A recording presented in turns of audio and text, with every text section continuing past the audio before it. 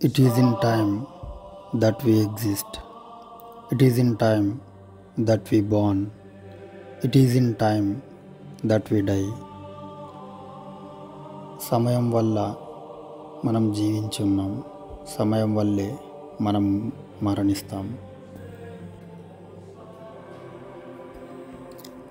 సూర్యుడు చేసే పరిభ్రమణం వల్ల యుగాలు, సూర్యుని చుట్టూ భూమి చేసే పరిభ్రమణం వల్ల సంవత్సరాలు, భూమి తన చుట్టూ తాను తిరగడం వల్ల రోజు, రాత్రి, ఇలా సమయాన్ని మనం భూమితో మనకున్న సంబంధం, భూమిపైన ఉన్న ఇతర జీవరాశులతో మనకున్న సంబంధం వల్ల ఈ సమయాన్ని మనం ఎక్స్పీరియన్స్ చేయగలం.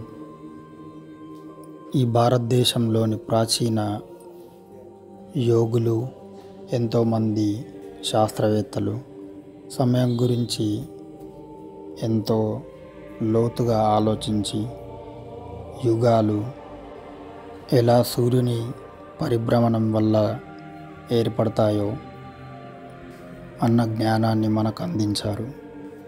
త్రేతాయుగంలో రామాయణం, ద్వాపర యుగంలో మహాభారతం అనుకుంటే ద్వాపర యుగం 3500 BC టు 3000 BC మధ్యలో ముగిసింది.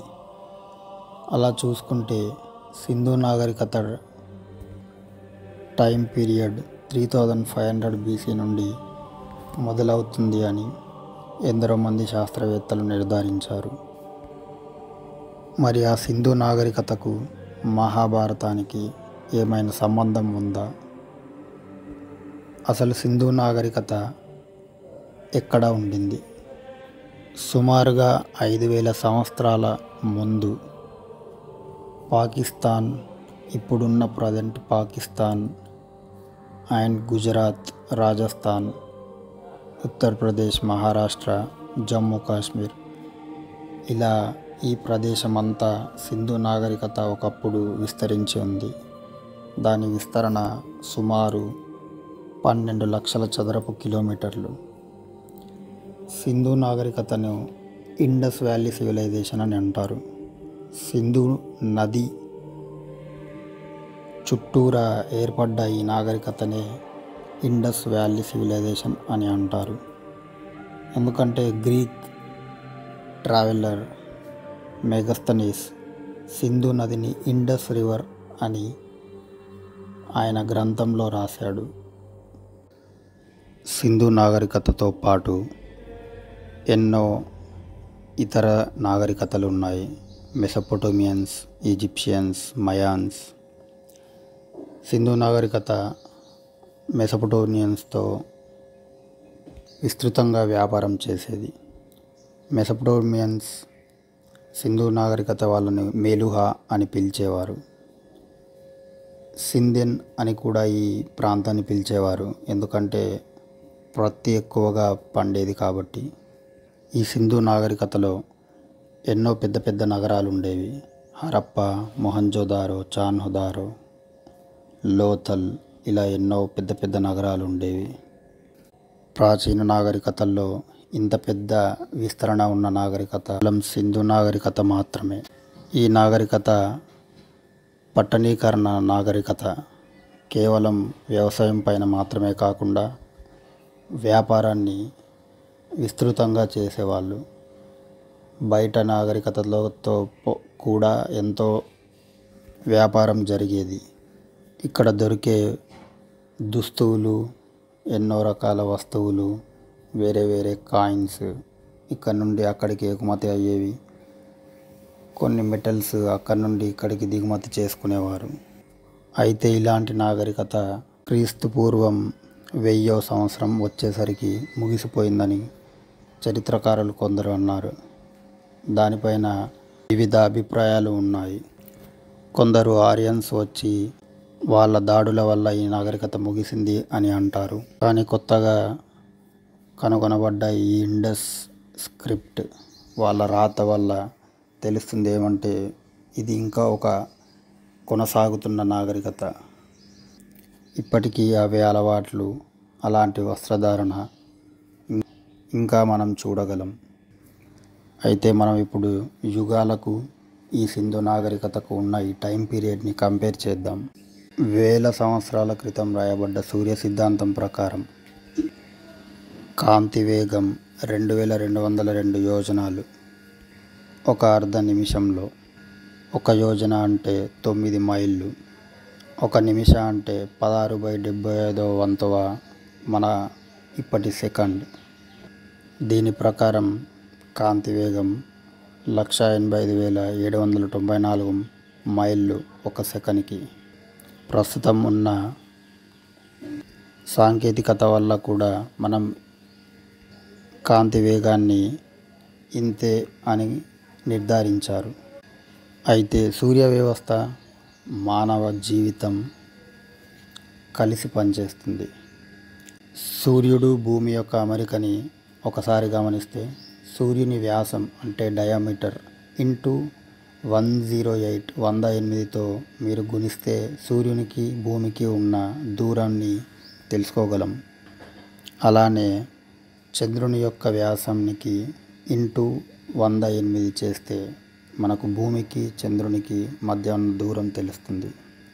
అందుకే 108 అనేది మన ఒక ముఖ్యమైన సంఖ్య.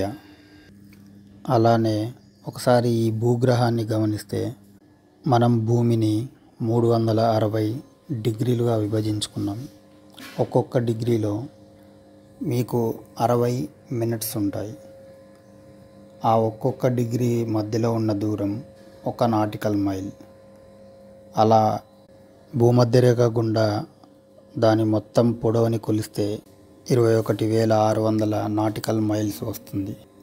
దీనిని మనం ఒక రోజులో తీసుకునే శ్వాసలతో పోల్చవచ్చు. ఒక మనిషి ఒక నిమిషానికి 15 శ్వాసలు తీసుకుంటే గంటకు 900.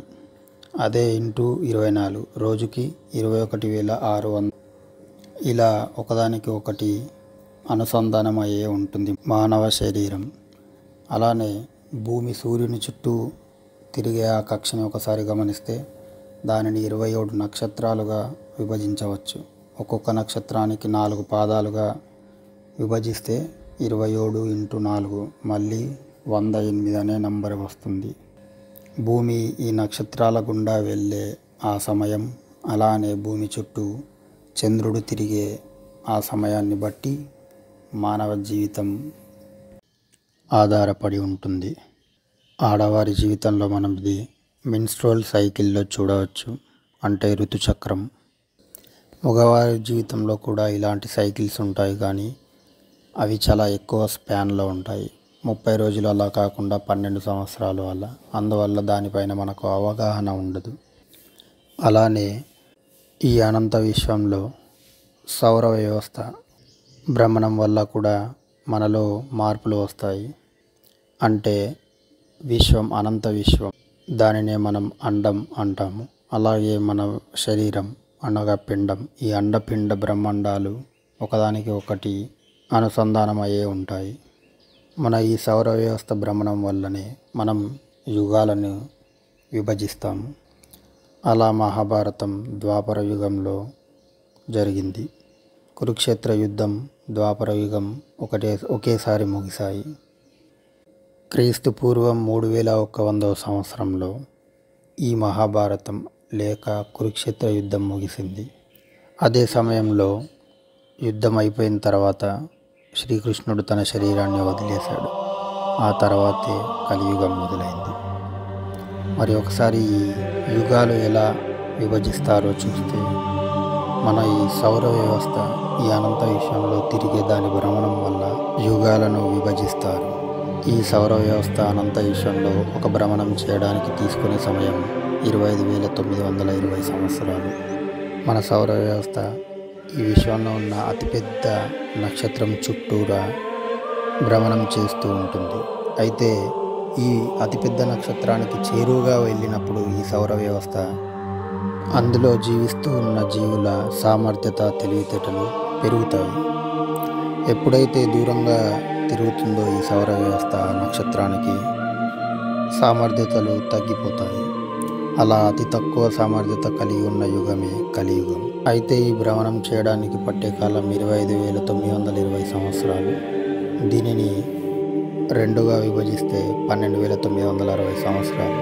సత్యయుగం తర్వాత త్రేతాయుగం, తర్వాత ద్వాపరయుగం, తర్వాత కలియుగం. సత్యయుగాలు రెండు కలిసి ఉంటాయి, కలియుగాలు రెండు కలిసి ఉంటాయి. అయితే ఒక భాగంలో సత్యయుగం యొక్క టైం 5,184 సంవత్సరాలు, త్రేతాయుగం 3,888, ద్వాపరయుగం 2,592, కలియుగం 1,296 సంవత్సరాలు.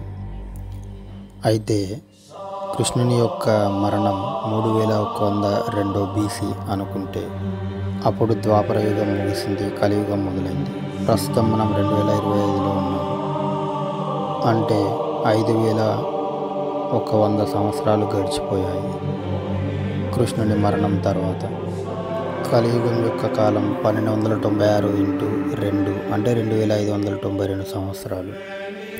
ఆ తర్వాత ద్వాపరయుగం 2,592 సంవత్సరాలు. ఇలా కలుపుకుంటే ఇంకా ద్వాపరయుగం 70 నుండి 60 సంవత్సరాలు ఇంకా మిగిలింది. అంటే 2082 సంవత్సరంలో మనం ద్వాపరయుగం నుండి త్రేతాయుగంలోకి వెళ్తాం. అది కేవలం యుద్ధం వల్ల జరిగే అవసరం లేదు. ప్రకృతి వైపరీత్యం వల్ల కావచ్చు, జనాభా విస్ఫోటనం వల్ల కావచ్చు. కానీ త్రేతాయుగంలోకి వెళ్ళినప్పుడు హ్యూమన్ కాన్షియస్నెస్ అంటే మానవ స్పృహ, అవగాహన అనేవి పెరుగుతాయి.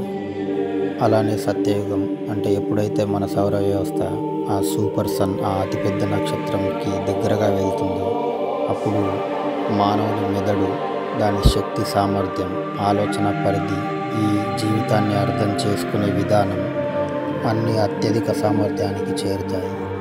మరి ఈ యుగాలు, అలాగే మహాభారతం, అలాగే సింధు నాగరికతకు ఉన్న బంధం, లింక్ ఏంటి అన్నది మనం నెక్స్ట్ వీడియోలో చూద్దాం.